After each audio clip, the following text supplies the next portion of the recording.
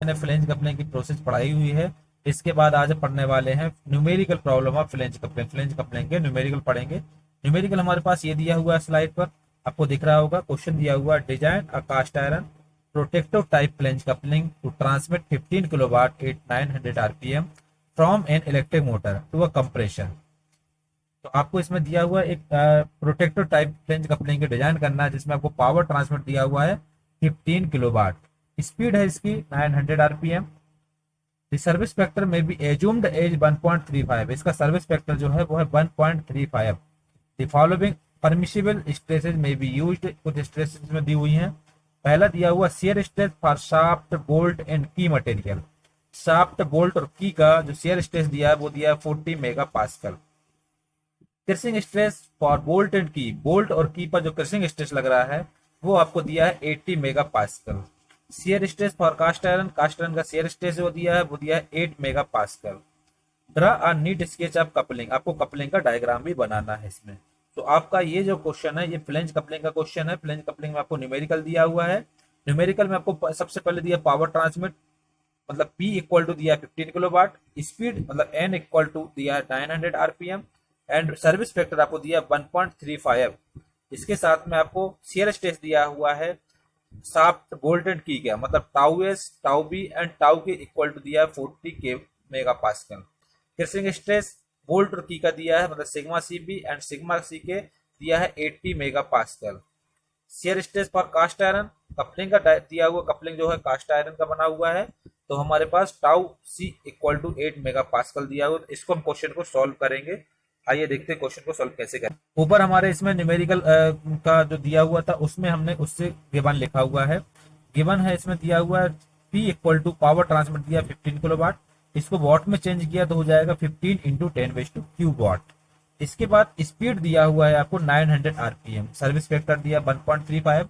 आपको shear stress shaft का, bolt का और की का दिया था, इसलिए हमने इसमें लिखा हुआ है टाउ एस टाउ बी और टाउ के, मतलब शेयर शाफ्ट का शेयर स्ट्रेस, बोल्ट का शेयर स्ट्रेस एंड की का शेयर स्ट्रेस। ये दिया 40 मेगा पास्कल, जिसको हम 40 न्यूटन पर एमएम स्क्वायर में कन्वर्ट कर सकते हैं, न्यूटन पर एमएम स्क्वायर, क्योंकि 1 मेगा पास्कल इक्वल टू होता है 1 न्यूटन पर एमएम स्क्वायर। बोल्ट और की का क्रशिंग स्ट्रेस दिया है, तो सिग्मा सी भी इक्वल टू सिग्मा सी के इक्वल टू 80 मेगा पास्कल दिया हुआ है, इसको हम लिखेंगे 80 न्यूटन पर एमएम स्क्वायर। कपलिंग का शेयर स्ट्रेस दिया है, मतलब टाउ सी इक्वल टू दिया 8 मेगा पास्कल, मतलब 8 न्यूटन पर एमएम स्क्वायर। ये आपको इसमें दिया हुआ है, ये गिवन लिख दिया। गिवन के बाद हमने इसका डायग्राम देखा। डायग्राम आपको जो बनाना है फ्लैंज कपलिंग का, वो ये डायग्राम बनाना है। इस डायग्राम में आपस में दो फ्लैंज लिए हुए, एक ये फ्लैंज है और ये के दो फ्लैंज है। शाफ्ट के ऊपर से की लगा करके दो फ्लैंज को फिट कर करके आपस में इसको बोल्ट के द्वारा टाइट किया गया और ये कपलिंग तैयार हुआ, इसको हम फ्लैंज कपलिंग बोलते हैं। इसमें हमारे पास सबसे पहले पार्ट का नाम जानेंगे, तो ये जो होता है ये फ्लैंज होता है, ये हब होता है। इसके बाद जो हब के अलावा ये जो होता है ये शाफ्ट होता है और ये की लगी हुई है इसमें, ये बोल्ट होता है। ये ऊपर और नीचे जो बोल्ट लगा हुआ है बोल्ट है, आपको इसमें पार्ट के नाम लिखे हुए हैं। इसके बाद हमारे पास जो डायमेंशन है, स्मॉल डी जो है डायमीटर ऑफ शाफ्ट है। इसके बाद D1 जो है ये है डायमीटर ऑफ बोल्ट, और इसके बाद कैपिटल डी जो है वो डायमीटर ऑफ हब है, और इसका D इक्वल टू होता है 2D के बराबर, कैपिटल डी। और D1 जो है बोल्ट एक्सिस का डायमीटर है, तो मतलब D1 equal to 3D। Flange का जो डायमीटर है, आउटर डायमीटर है, जो D2 इक्वल टू 4D के बराबर रहता है। तो आपको इसमें लिखा हुआ है D equal to 2D, D1 equal to 3D, D2 equal to 4D। और ये स्मॉल डी रहेगा डायमीटर ऑफ शाफ्ट और D1 रहेगा डायमीटर ऑफ बोल्ट। इसके बाद हमारे पास आता है इसमें जो TF है इसमें हमारे पास फ्लैंज का थिकनेस, फ्लैंज होता है, फ्लैंज का थिकनेस है वो TF से नोट करते हैं। तो ये TF जो होता है फ्लैंज का थिकनेस होता है। इसके अलावा इसमें लेंथ ऑफ फ्लैंज जो दी हुई है ये है L इक्वल टू 1.5T, इस साइड एक साइड है और दूसरी साइड पे L इक्वल टू 1.5T है। तो ये इसका डायग्राम है, डायग्राम है फ्लैंज कपलिंग का। इसके बाद इसका न्यूमेरिकल जब स्टार्ट करते हैं तो स्टार्ट करने के लिए सबसे पहले हम डिजाइन करते हैं शाफ्ट की। तो डिजाइन ऑफ शाफ्ट करेंगे, तो डिजाइन ऑफ शाफ्ट में हमारे पास टार्क का फार्मूला होता है T equal to P into 60/2πN। क्योंकि हमको P दिया हुआ और N दिया, तो इसमें हम वैल्यू पुट कर देंगे। P की वैल्यू रख देंगे 15 इंटू 10⁻³ इंटू 60/2π इंटू N की वैल्यू रख देंगे 900। इसको जब हम रखेंगे तो इसके बाद हमारे पास जिसको सॉल्व करेंगे तो आ जाएगा 159.13 न्यूटन मीटर। इसको न्यूटन mm में चेंज करेंगे तो हो जाएगा 159.13 इंटू 10⁻⁷ न्यूटन mm। मीटर को mm में चेंज करेंगे तो 10⁻⁷ से मल्टीप्लाई हो जाएगा, तो 159.13 इंटू 10⁻⁷ न्यूटन mm आ जाएगा। इसके बाद हमारे पास क्योंकि ये आ जाएगा हमारे पास टार्क। इसके बाद सिंस द सर्विस फैक्टर आपको दिया था जो कि 1.35, सो इसके द्वारा हम मैक्सिमम टार्क निकालेंगे। ये मीन टार्क निकला, ये मैक्सिमम टार्क निकालेंगे। Maximum torque transmitted by the shaft तो हो जाएगा T max equal to 1.35 into 159.13 into 10⁻⁷। जो मीन टार्क है उसमें हम क्या करेंगे, मैक्सिमम 1.35 जो सर्विस फैक्टर है उसको मल्टीप्लाई कर देंगे। तो हमारे पास जब इसको मल्टीप्लाई करेंगे तो 1.35 इंटू 159.13 इंटू 10⁻⁷ तो आ जाएगा 215 इंटू 10⁻⁷ न्यूटन mm। ये हमारे पास आ जाएगा maximum torque. So we know that the torque transmitted by the shaft का टार्क का फार्मूला होता है T equal to π/16 into tau s into d/q, जहाँ पर T है टार्क है शाफ्ट का और टाउ s है शाफ्ट का शियर स्ट्रेस है और d है डायमीटर ऑफ शाफ्ट है। तो इसको इस फार्मूले का हम यूज इस फार्मूले का यूज करेंगे तो हमारे पास T की वैल्यू हमारे पास आई थी 215 × 10⁻³ 215 इंटू 10⁻³ इक्वल टू π/16। टाउ की वैल्यू 40 है और d हमारे पास निकालना है। तो हमारे पास इसको अगर हम सॉल्व करेंगे π/16 इंटू 40 को सॉल्व करेंगे तो आ जाएगा 7.86 d/q। 7.86 को इस साइड के ले आएंगे तो d/q equal to 215 into 10⁻³ upon 7.86। इसको सॉल्व करेंगे तो आ जाएगा 27.4 इंटू 10⁻³ इसको हम अगर Q को हटाते हैं तो हमारे पास D इक्वल टू 30.1 आ जाएगा, जिसको से करके 35 mm ले सकते हैं। ये कंसिडर कर सकते हैं। ये डायमीटर ऑफ शाफ्ट निकल आएगा, ये निकाला है, ये डायमीटर ऑफ शाफ्ट है जो कि 30.1 आया है कैलकुलेटर से और इसको हमने कंसीडर किया हुआ है से करके 35 mm। ये हो गया डिजाइन ऑफ शाफ्ट कंप्लीट हो गया। शाफ्ट की डिजाइन के बाद हम करेंगे हब की डिजाइन। इसके बाद हम करते हैं डिजाइन ऑफ हब। हब की जब डिजाइन करेंगे तो होता है इसमें सबसे पहले हम आउटर डायमीटर ऑफ हब निकालेंगे। तो आउटर डायमीटर का फार्मूला होता है D इक्वल टू 2D के बराबर होता है। Capital D equal to 2D होता है तो D की वैल्यू हम रख देंगे। D हमारे पास 35 कंसीडर किया था तो 2 इंटू 35 मतलब 70 mm आ जाएगा। इसी टाइप से लेंथ ऑफ हब निकालेंगे तो लेंथ ऑफ हब का फार्मूला होता है L equal to 1.5D। D की वैल्यू रख देंगे तो 1.5 इंटू 335 तो आ जाएगा 52.5 mm। ये लेंथ ऑफ हब की वैल्यू आ जाएगी 52.5 mm। हब जो होता है वो दो डायमीटर में होता है, एक मेन डायमीटर होता है, एक शाफ्ट का डायमीटर होता है। तो हमारे पास में हॉलो शाफ्ट का शियर स्ट्रेस का फार्मूला लगेगा। तो हमारे पास we know that torque transmitted by the hub.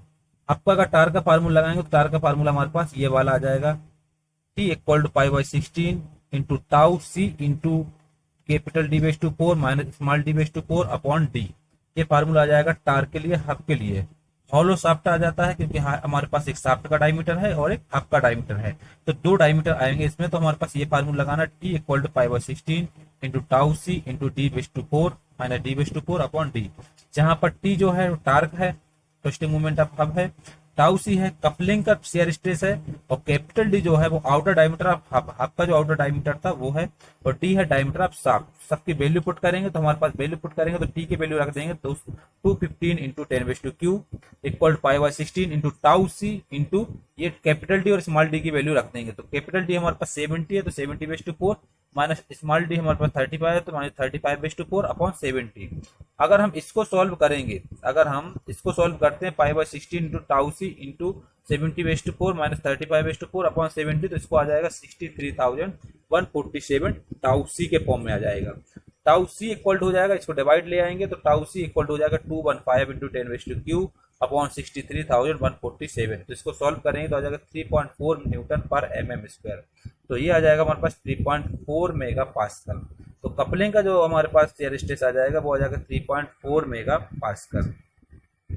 तो हम इसको क्या करेंगे, जो हमारे पास कपलिंग का शियर स्ट्रेस आया है इसको हम मिलाएंगे पहले जो दिया हुआ शियर स्ट्रेस था वो हमारे पास 8 मेगा पास्कल दिया था, तो उससे ये कम वैल्यू आई, मतलब ये हमारी डिजाइन सेफ है। सो हमने लिखा हुआ since the induced shear stress for the hub material cast iron is less than the permissible value of 8 megapascal, therefore the design of hub is safe।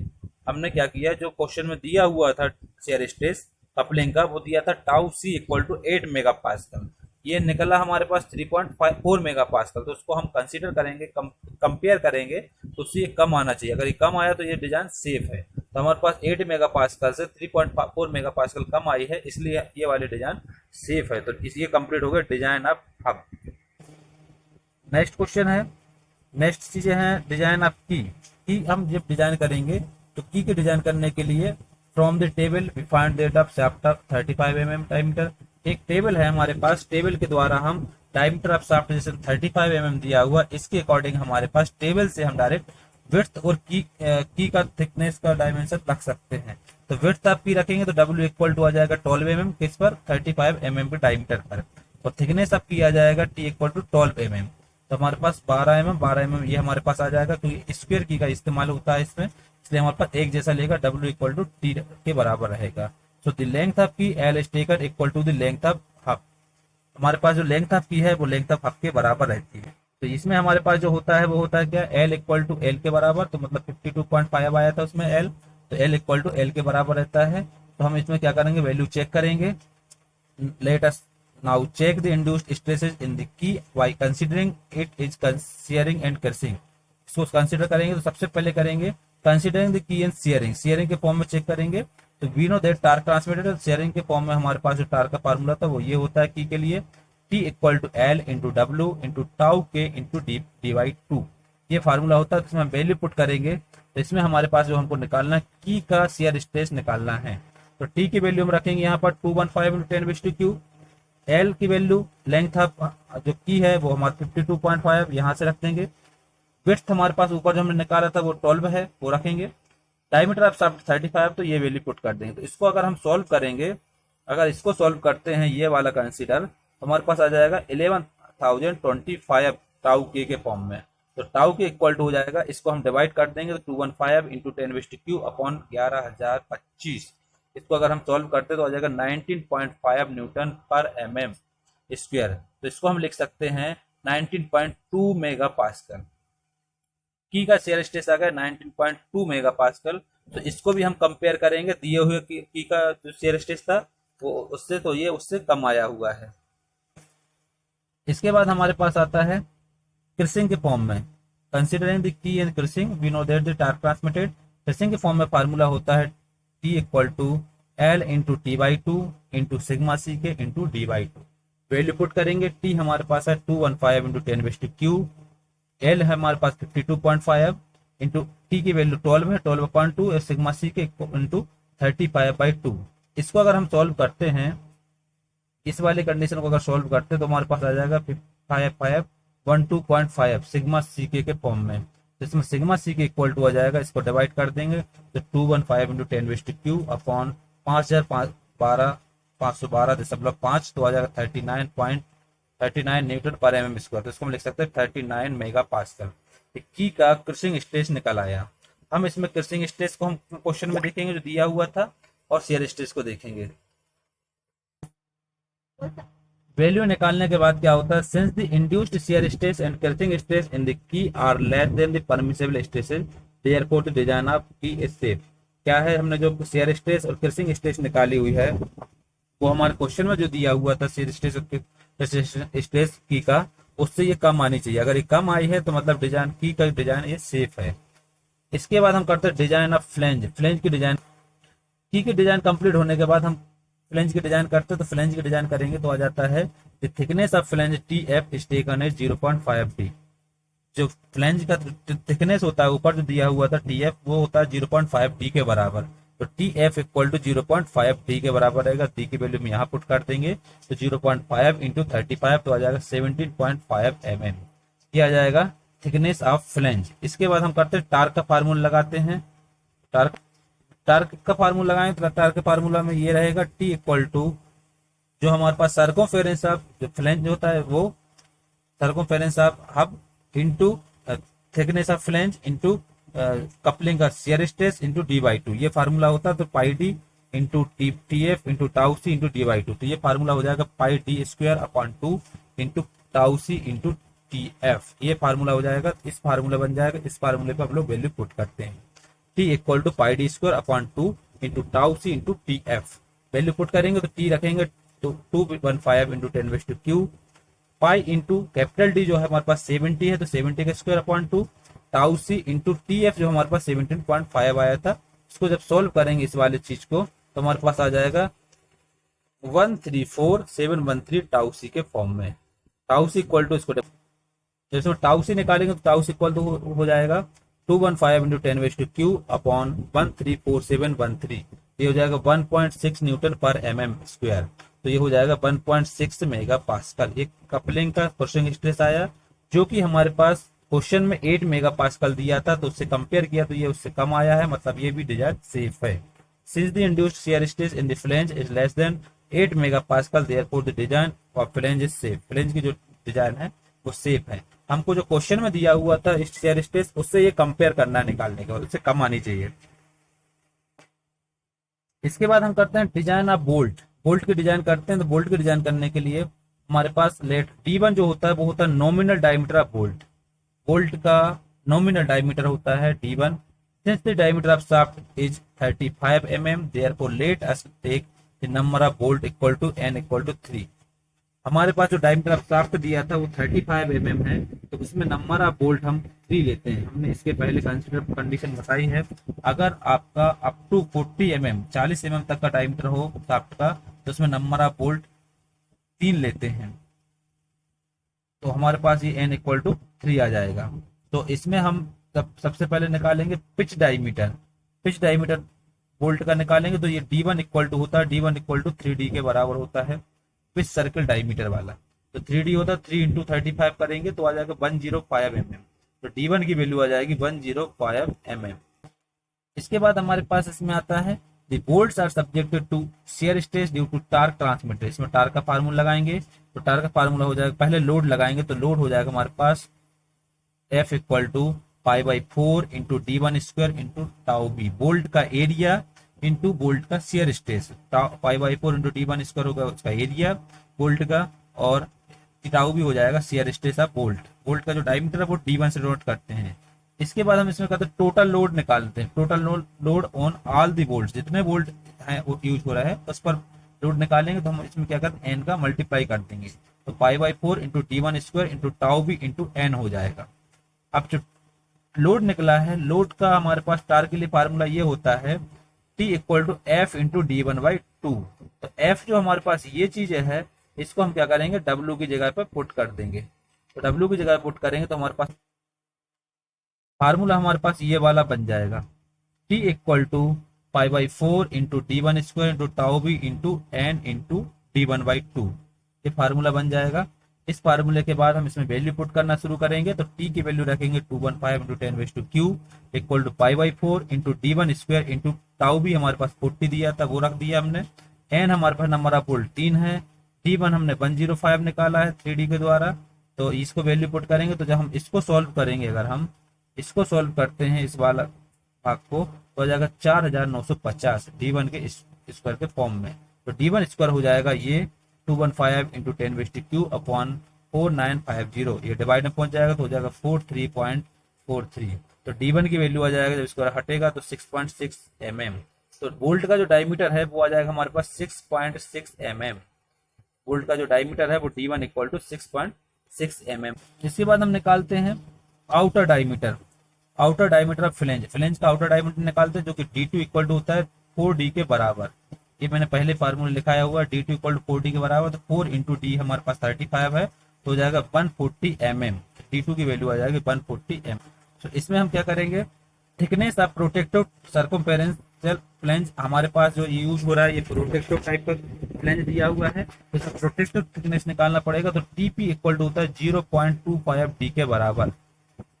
तो 0.25 इंटू D हमारे पास 35 आ जाएगा, तो आ जाएगा 8.75 इंटू आ जाएगा, तो इसको हम 10 mm ले सकते हैं। प्रोटेक्टिव टाइप जो हमारे पास प्रोटेक्टिव टाइप थिकनेस है उसका हमारे पास 0.25 D के बराबर रहेगा, इसको 8.75, इसको हम 10 mm कह सकते हैं। ये हो गया सर्कमफेरेंस ऑफ फ्लैंज का डिजाइन। अगर आपको प्रोटेक्टिव टाइप दिया हो तो हमको TP निकालना पड़ेगा, अगर प्रोटेक्टिव टाइप नहीं दिया है तो हमको यहाँ तक सॉल्व करके कंप्लीट कर देना है। ये हो जाती है डिजाइन ऑफ फ्लैंज कपलिंग।